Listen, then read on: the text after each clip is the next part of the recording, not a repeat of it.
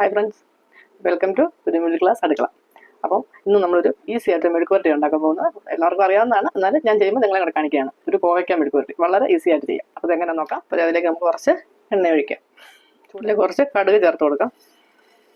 അപ്പോൾ അതേ കടുക് പൊട്ടി കഴിഞ്ഞു. അതിലേക്ക് നമുക്ക് കുറച്ച് അരിഞ്ഞ് വെച്ച് സവോള ചേർക്കാം. ഒരു 1.5 സവോള ഉണ്ടത്. സവോള വൈറ്റിലേക്ക് നമുക്ക് കുറച്ച് മുളക് പൊടി ചേർക്കാം.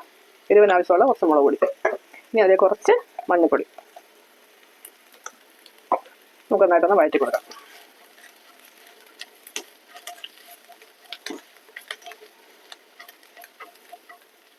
അപ്പോൾ അതേ ഇതിലോട്ട് നമ്മൾ വട്ടത്തിൽ അരിഞ്ഞ് വെച്ചിരിക്കുന്ന കോവക്കയുണ്ട്, അത് ചേർത്ത് കൊടുക്കാൻ പോവാണ്.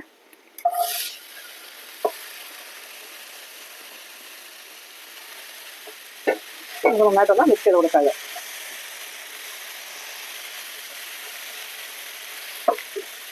കുറച്ച് ഉപ്പും കൂടെ ചേർത്തിട്ട് മിക്സ് ചെയ്യാം.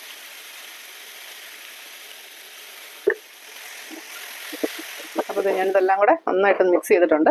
ഞാൻ ഇതിനകത്ത് ഒരു ശകലം തേങ്ങാക്കൊത്ത് ഇട്ടിട്ടുണ്ട്. ഞാൻ പറയാൻ മറന്നുപോയി. കോവയ്ക്കയുടെ കൂടെ ഞാൻ അരിഞ്ഞിട്ടിട്ടുണ്ടായിരുന്നു, ഞാനത് പറയാൻ മറന്നുപോയി. അപ്പോൾ ഇതെല്ലാം കൂടെ ഒന്ന് മിക്സ് ചെയ്തിട്ട് ഒന്ന് തട്ടിപ്പൊത്തി വെക്കാം. നമുക്കൊരു തുള്ളി വെള്ളം ഒന്ന് തളിച്ച് കൊടുക്കാം. സ്വല്പം മതി. അപ്പം നമുക്കിനി ഇതൊന്ന് അടച്ചു വെക്കാം. ഒരു 10 മിനിറ്റ് ഇരിക്കട്ടെ, എന്നിട്ട് നമുക്ക് നോക്കാം. അപ്പം നമ്മളിത് വെച്ചിട്ട് ഒരു 6-7 മിനിറ്റ് ആയിട്ടുണ്ട്. ഒന്ന് തുറന്ന് നോക്കാം.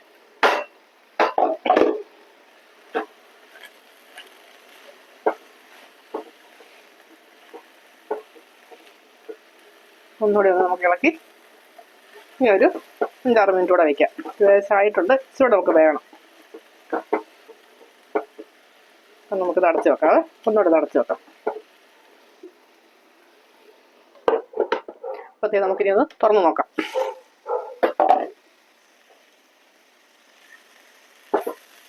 ഇതെന്തോ നോക്കട്ടെ. ഒഴിച്ച് വെള്ളമൊക്കെ പറ്റി